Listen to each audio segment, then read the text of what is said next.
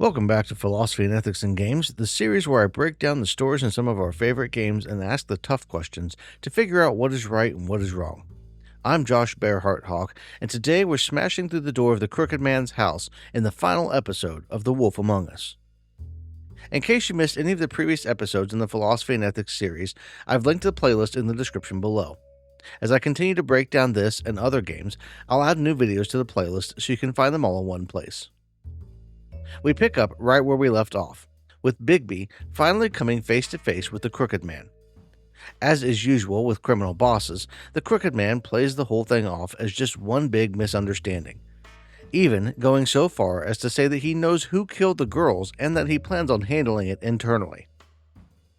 Now, as the business office is basically the government for Fabletown, and Bigby is the sheriff, it would be on them to take the accused murderer into custody and handle the matter appropriately. There would need to be a trial, and if there was a conviction, then the business office would be responsible for carrying out any sentence. The fact that the Crooked Man wants to bypass that system in the first place is a red flag. That piece aside, the Crooked Man himself is also accused of several crimes, running the gamut from extortion to bribery, slavery, kidnapping, and even murder.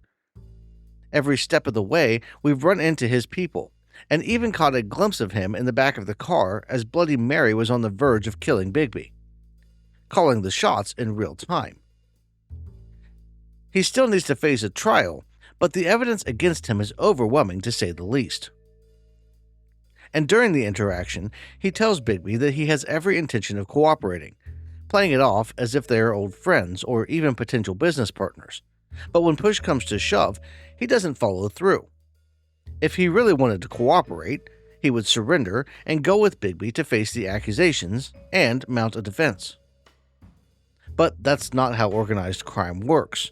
There is always a fall guy, and it's never the one at the top. We see this a lot in the real world, with mob bosses and drug lords skirting away from criminal charges as the people who work for them take the heat. They're always just out of the reach of law enforcement because they don't actually pull the trigger or make the direct threat.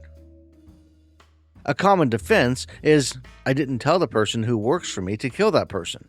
Or, I promised protection. If they didn't want it and their store got robbed, it's not my fault. It's one of the pitfalls of our modern legal system because we rely on hard evidence or a confession to lock someone away.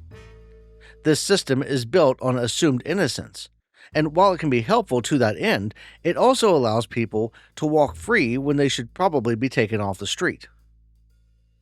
The Crooked Man rules by fear, as we'll see in a minute. But we're getting ahead of ourselves as he finally reveals that Georgie killed Lily and Faith, saying that the man did so when he misinterpreted his orders. And we'll pause for just a second to digest that last part, because if anyone working for you could possibly interpret your orders as telling them to kill someone, you're doing something wrong. Let's say I worked at McDonald's as a manager, and my boss comes to me and tells me I need to get rid of one of the line cooks as they've called off work too many times.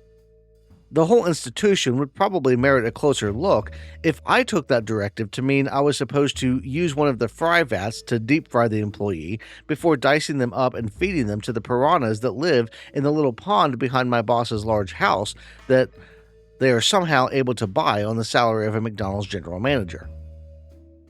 In that completely hypothetical situation, the police would be correct to suspect something weird was going on. But if the manager kept their hands clean by having a subordinate take care of the problem without directly telling them to kill the person, it would be incredibly difficult to convict them. And it's made all the more difficult because even if the subordinate tried to turn on the manager as a witness, saying they understood the order in a specific way, without evidence of the order being actually meant that way, there isn't much to go on. The Crooked Man also tries to assert that the whole thing could just be a conspiracy against him because of how well connected and wealthy he is. While it is possible the whole thing was just some big scheme to try and bring him down, the fact that he is well connected and has a lot of money, coupled with just how many dots that we've been able to connect back to him, means that either a whole bunch of independent fables came together to collude against him because they just didn't like him or were mad at him or whatever, or that someone more connected and wealthy is secretly pulling the strings to try and topple him. But the chances of so many disconnected fables all coming together in such an organized way on their own are low. The Tweedles, Bloody Mary, Jersey, and Georgie have all actively committed crimes seemingly on the orders or even in the presence of the Crooked Man.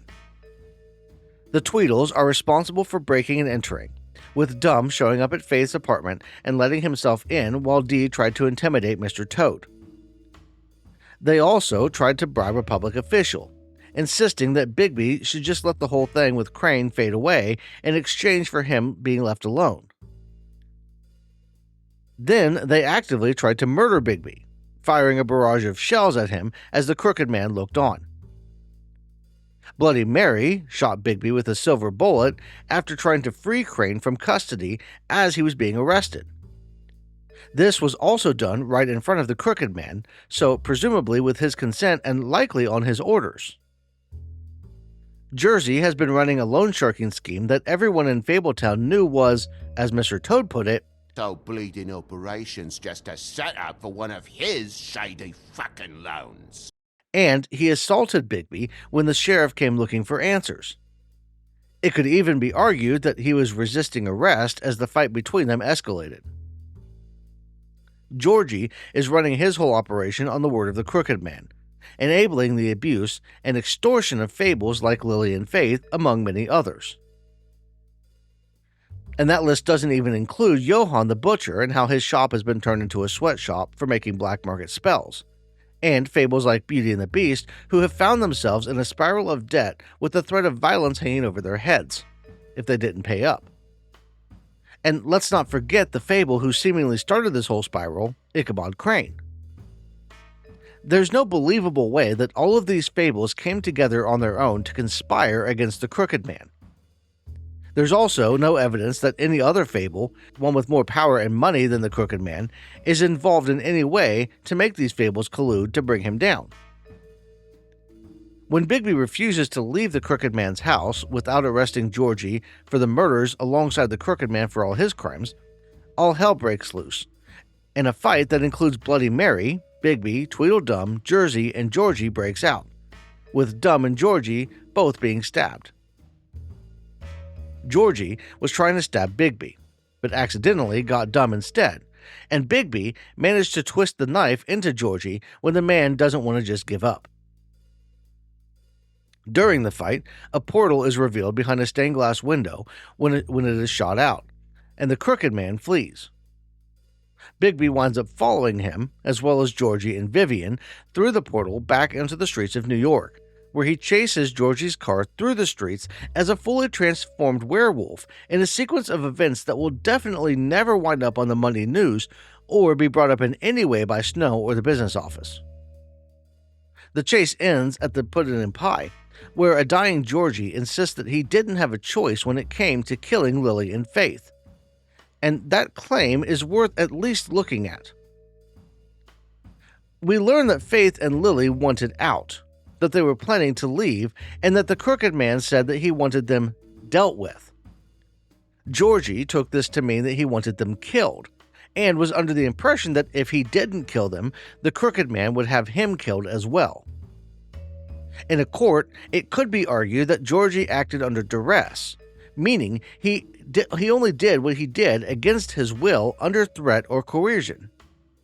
This would be incredibly hard to prove, though, as without some solid proof that the Crooked Man was directly threatening his life or using other means to force him to act, Georgie would be the one held criminally liable.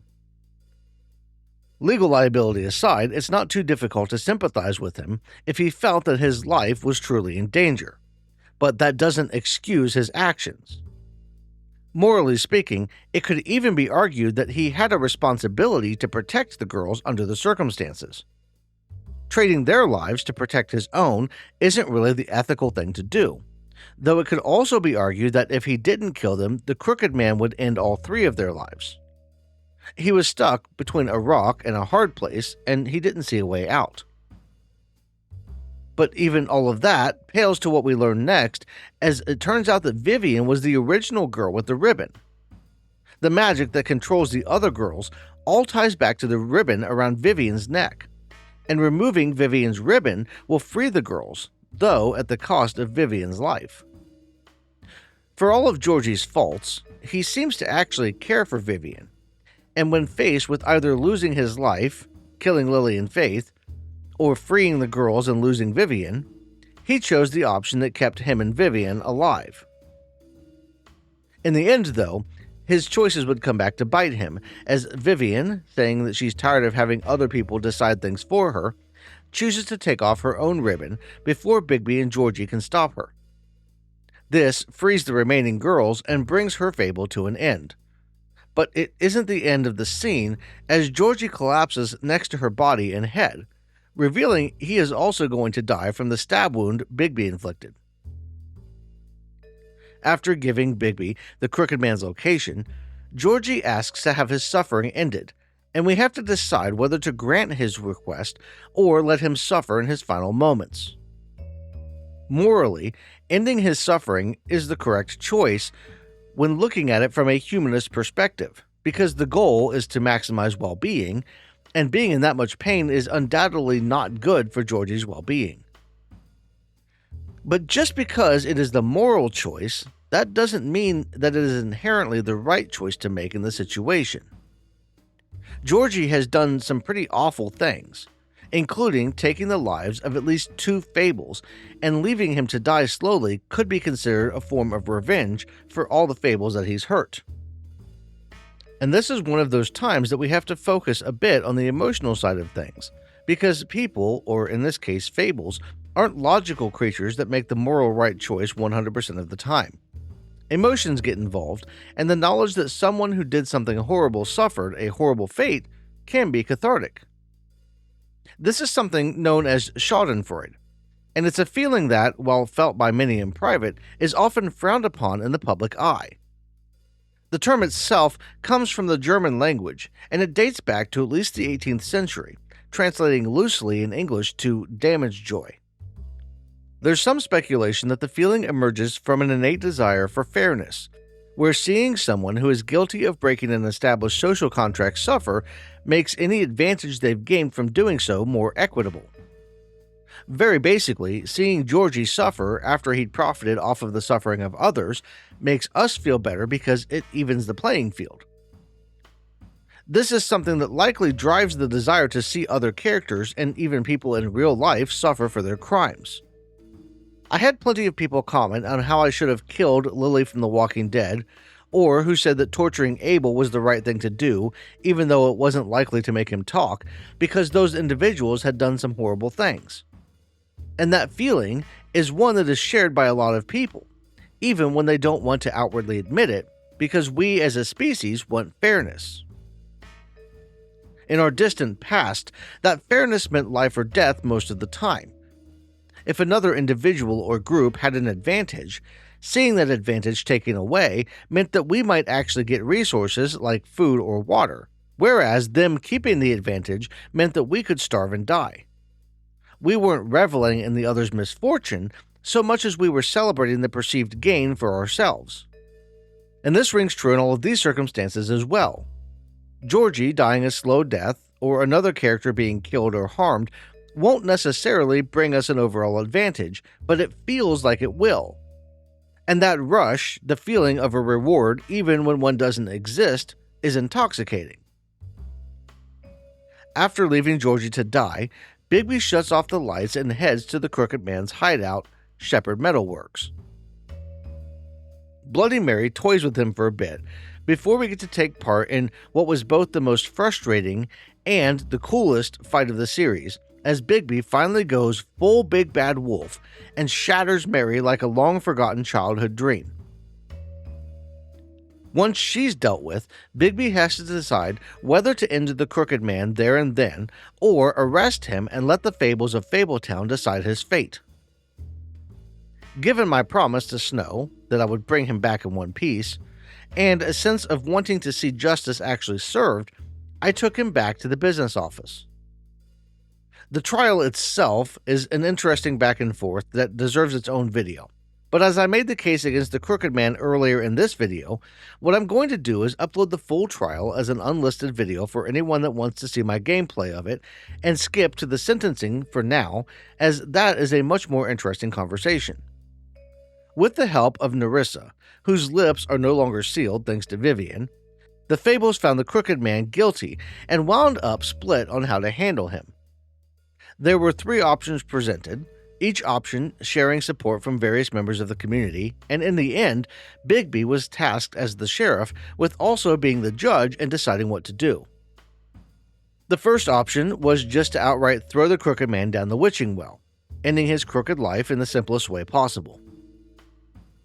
The second option was to remove the Crooked Man's head, poetic justice considering how the whole thing started. Finally, Auntie Greenleaf suggested imprisoning the Crooked Man in a way that would prevent his escape without ending his life. All 3 would see him pay for his crimes, but what is the right choice? As we're dealing with what would now be a convicted criminal who's been responsible for some horrible atrocities, we need to make sure that he can't do further harm. Based on what Auntie Greenleaf says about her magic, it sounds like all 3 options would fulfill that requirement. The biggest factor here, in my eyes, is showing the community that we can be fair and just, while also taking a stand that gives us a moral framework to rebuild the business office in a way that Fables can trust will work for everyone. While we're initially deciding what to do, the Crooked Man grabs Bigby and tries to jump down the witching well, planning to take the sheriff with him into the great beyond. Bigby manages to escape, and when he hits the Crooked Man in the face, the right answer is revealed as the villain seems to relish in bringing out what he sees as the real Bigby. He wants to be tossed down the well. He wants the citizens of Fabletown to continue living in fear, wondering if they might be the next to face the wrath of the big bad wolf. The suspicion would wind its way into the minds of each and every Fable as they started to wonder if the quick trial, after how the investigation had gone, had been the right move. Then they'd think about how Bigby treated the Crooked Man in the final moments and wonder if they might be the next one to step out of line and be thrown down the witching well for crossing the sheriff or anyone in the business office. As risky as it might seem, having Auntie Greenleaf imprison him is the right call. While it could be argued that he deserves to die for what he's done, prison is a much worse fate for him, as now he has to sit by and watch as the world goes on without him. He also loses the money and power he's so accustomed to, leaving him as helpless as the girls once imprisoned by Georgie. And we find out Auntie Greenleaf's idea of prison is to turn him into a crow and cage him, which makes the punishment rather poetic in addition to everything else. There's a little bit of wrap-up where we see that Colin is still Bigby's roommate and that Mr. Toad never got around to getting that glamour, meaning he's moving to the farm, but that's more or less the end of the story.